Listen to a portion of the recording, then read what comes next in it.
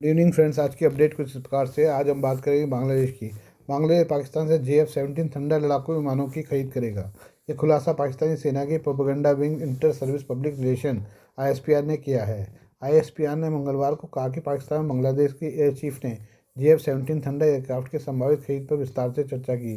JF-17 thunder multi role fighter jet है जिसे चीन और पाकिस्तान ने मिलकर डेवलप किया है। पाकिस्तान कई देशों से इस लड़ाकू विमान की बिक्री कर चुका है, लेकिन इसे खरीदने वाले आज भी मुश्किलों का सामना कर रहे हैं। ISPR के प्रेस रिलीज में कहा गया है कि बांग्लादेश एयरफोर्स के air chief marshal Hasan Mahmood Khan ने इस्लामाबाद में पाकिस्तानी एयरफोर्स के air chief marshal Zaheer Ahmed Babar Sidhu से मुलाकात की।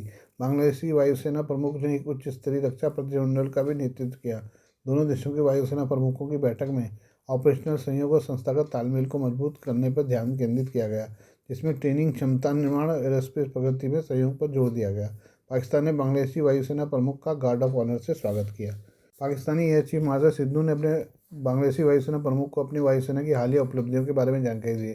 इसके अलावा उन्हें बुनियादी से लेकर एडवांस फ्लाइंग पाकिस्तानी वायुसेना के संस्थानों में विशेष कोर्स तक के व्यापक ट्रेनिंग फ्रेमवर्क के माध्यम से बांग्लादेश एयरफोर्स का समर्थन करने के लिए अपने देश की प्रतिबद्धता की पुष्टि भी की।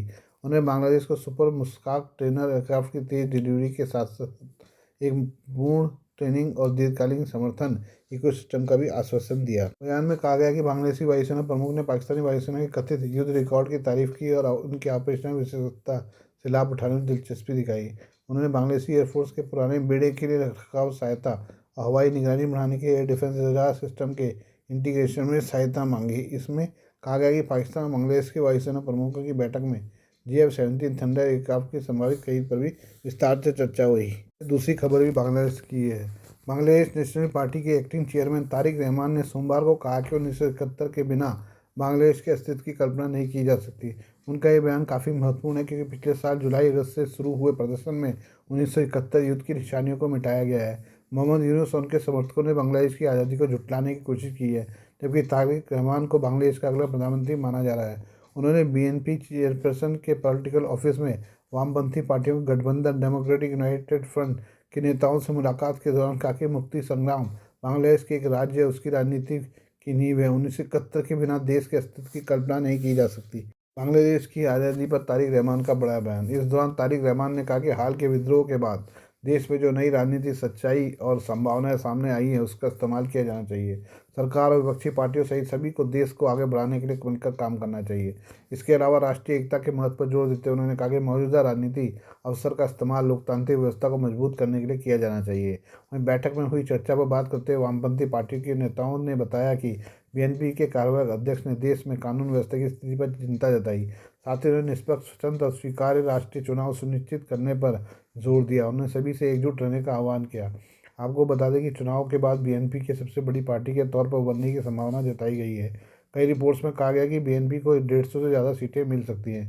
वहीं बांग्लादेश समाजतांत्रिक दल BSD के महासचिव बजलुर राशिद फिरोज ने कहा कि तारिक रहमान ने DUF नेताओं से कहा कि 1971 के मुक्ति संग्राम हमारी नींव है। मुक्ति संग्राम के बिना बांग्लादेश का अस्तित्व संभव नहीं है। ये बात करें नेपाल की। नेपाल में जनजेट तख्तापलट के बाद जल्दी नया चुनाव होने जा रहा है। इस चुनाव से ठीक पहले नेपाल के पूर्व प्रधानमंत्री और वरिष्ठ नेता पुष्पकमल दहल प्रचंड ने अपनी बेटी के साथ भारत के राष्ट्रीय सुरक्षा सलाहकार अजीत डोभाल के साथ मुलाकात की है। नेपाली मीडिया के मुताबिक डोभाल से प्रचंड की मुलाकात रविवार 4 जनवरी को हुई।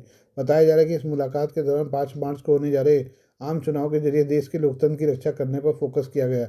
डोभाल ने प्रचंड के लिए दिल्ली के एक होटल में डिनर का आयोजन किया। माना जा रहा है कि उच्च स्तरीय बैठक में नेपाल के वर्तमान राजनीतिक हालात और रणनीतिक जरूरत पर चर्चा हुई। CNN न्यूज़ 18 की रिपोर्ट के मुताबिक प्रचंड और डोभाल के बीच बातचीत में मुख्य फोकस इस बात पर था कि आम चुनाव होना ही देश के राजनीतिक संक्रमण का मूलभूत हल है।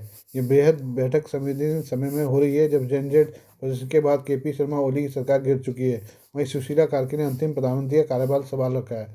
सूत्रों का कहना है कि यह चर्चा तब हुई जब नेपाल में चुनाव का ऐलान हो चुका है। उन्होंने कहा कि अजीत डोभाल ने सुझाव दिया कि वर्तमान राजनीतिक संकट को खत्म करने के लिए नेपाल को तत्काल चुनाव की ओर बढ़ना चाहिए। सूत्रों के मुताबिक इस बैठक में डोभाल ने भारत का रुख साफ कर दिया कि ये चुनाव न केवल प्रक्रियागत जरूरत है बल्कि राष्ट्रीय स्थिरता के लिए बहुत आवश्यक है।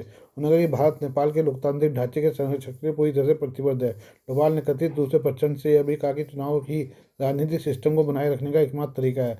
भारत अपने पड़ोस पर राजनीतिक स्थिरता चाहता है। उन्होंने कहा कि चुनाव के जरिए लोकतांत्रिक बहुमत हासिल करना लोकतंत्र को बचाए रखने का सबसे अच्छा विकल्प है। भारत के नेपाल में चुनाव पर जोर दिए जाने पर प्रचंड ने आश्वासन दिया कि देश में इसको लेकर आंतरिक सहमति है। प्रचंड ने डोभाल से कहा कि राजनीतिक दल चुनाव का विरोध नहीं कर रहे हैं। बता दें कि प्रचंड ने भारत आने से पहले नेपाल के अंदर केपी शर्मा ओली के साथ उच्च स्तरीय विचार विमर्श किया था। इससे पता चलता है कि उन्होंने भारतीय नेतृत्व से बातचीत से पहले नेपाल के राजनीतिक दलों से राय ली थी। प्रचंड के साथ उनकी बेटी गंगा भी मौजूद थी। नेपाल में बालेन शाह चुनावी मैदान में उतर रहे हैं, जो काठमांडू के मेयर हैं, और माना जा रहा है कि जनजेड की ओर से वही उम्मीदवार होंगे। इससे ओली और प्रचंड के पीएम पद की दावेदारी को बड़ा खतरा पैदा हो गया है। यही नहीं, देश में राजतंत्र को फिर से बहाल करने की मांग हो रही है। ये बात करें पाकिस्तान के पूर्व मेजर आदिल राजा की। ब्रिटेन में रहने वाले पाकिस्तानी सेना के पूर्व मेजर आदिल राजा ने कई बड़े दावे किए हैं। उन्होंने बताया कि सऊदी अरब पूरे पश्चिमी एशिया में एक बड़ा और मजबूत गठबंधन बना रहा है। इसमें उसके सामने संयुक्त अरब अमीरात की चुनौती है। यूएई को इसराइल से मदद मिल रही है। वहीं पाकिस्तान और मिस्र जैसे देश किसी एक पक्ष को चुनने पर फैसला नहीं ले पा रहे हैं। ऐसे में वो सऊदी अरब के दबाव का सामना कर रहे हैं। राजा ने एक खुफिया रिपोर्ट के आधार पर यह दावा किया है। उनका कहना है कि पाकिस्तानी आर्मी के सीडीएफ असीम मुनी सबसे बुरे फंसे हुए हैं। आदिल राजा ने सोमवार को अपने वीडियो में बताया कि उनके हाथ लगी खुफिया रिपोर्ट कहती है कि सऊदी अरब के क्राउन प्रिंस मोहम्मद बिन सलमान ने पर्दे के पीछे से यूएई के खिलाफ तगड़ी जंग छेड़ रखी है। पर्दे के पीछे ही नहीं, बल्कि अब यह सामने भी दिखने लगी है। सऊदी ने अपने हालिया फैसले में गाज़ा से में सीधे मदद भेजने की बात कही है। अभी तक यूएई ही गाज़ा में मदद भेज रहा था। पाकिस्तान मिस्र फंसा। सऊदी अरब का गाज़ा में मदद भेजने का फैसला दिखाता है कि यूएई से उसका तनाव बढ़ता जा रहा है। क्षेत्र में खुद को मजबूत करने या यूएई को साइडलाइन करने के लिए सऊदी अरब ने तुर्की और कतर से गठबंधन किया है। इस गठजोड़ में कई दूसरे देशों को जोड़ा जा रहा है। ये गठबंधन सोमालिया, सूडान, लीबिया, सूडान में सरकार विरोधी गुटों को कमजोर करने में लगा है, जिनको यूएई की मदद है। सऊदी अरब के गठबंधन और यूएई से उसकी लड़ाई से खासतौर से मिस्र पाकिस्तान को मुश्किल में डाला है। ये दोनों मुल्क अपना पक्ष साफ नहीं कर रहे हैं। ऐसे में सऊदी की ओर से दोनों को कहा जा रहा है कि अपनी स्थिति स्पष्ट करें। पाकिस्तानी सेना प्रमुख असीम मुनीर और मिस्र के लीडर फतह अल सीसी ने सऊदी ने अपनी पोजीशन साफ करने के लिए सऊदी की ओर से दबाव बनाया जा रहा है। राजा का दावा है कि सऊदी अरब को लगता है कि यूएई के साथ इसराइल के अलावा अगर कोई साथ नजर आ रहा है तो वह मिस्र और पाकिस्तान है। सऊदी के रुख ने खासतौर से असीम मुनीर की नींद उड़ा दी है। मुनीर की कोशिश है कि मोहम्मद बिन सलमान से मिल लिया जाए, ताकि लेकिन उससे वक्त नहीं दिया जा रहा है। यहाँ तक कि सलमान ने पाकिस्तान के साथ एक बड़ी डील भी कैंसिल कर दी है। सऊदी अरब की ओर से यूएई के खिलाफ एक एक्टिव कैंपेन भी चलाया जा रहा है।